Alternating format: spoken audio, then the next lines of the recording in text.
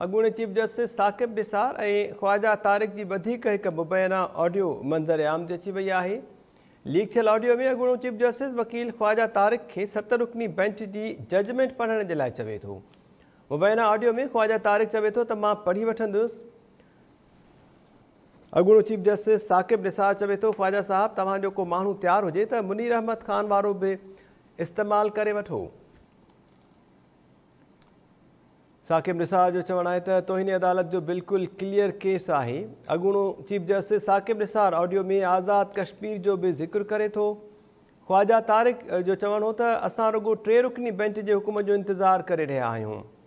वकील ख्वाजा तारिक हिन मुबैना audio leak में चई रहियो आहे त इन खां पोइ असां तौहीन अदालत जो केस दाख़िल कंदासीं। ऑडियो में अॻूणो चीफ जस्टिस साक़िब निसार वकील तारिक ख्वाजा जा थोरा मञे थो।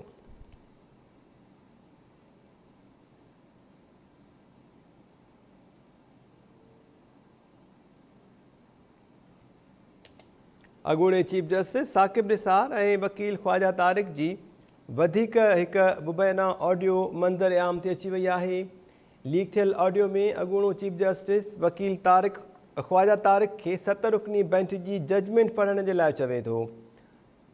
मुबैना ऑडियो में ख्वाजा तारिक चवे थो त मां पढ़ी वठंदुसि। साक़िब निसार मुबैना ऑडियो में चई रहियो आहे त ख्वाजा साहब तव्हांजो को माण्हू तयारु हुजे त मुनीर अहमद ख़ान वारो बि इस्तेमालु करे वठो। तौहीन अदालत जो क्लियर केस आहे। अॻूणो चीफ जस्टिस साक़िब निसार हिन मुबैना ऑडियो लीक में आज़ाद कश्मीर जो ज़िक्र बि करे थो।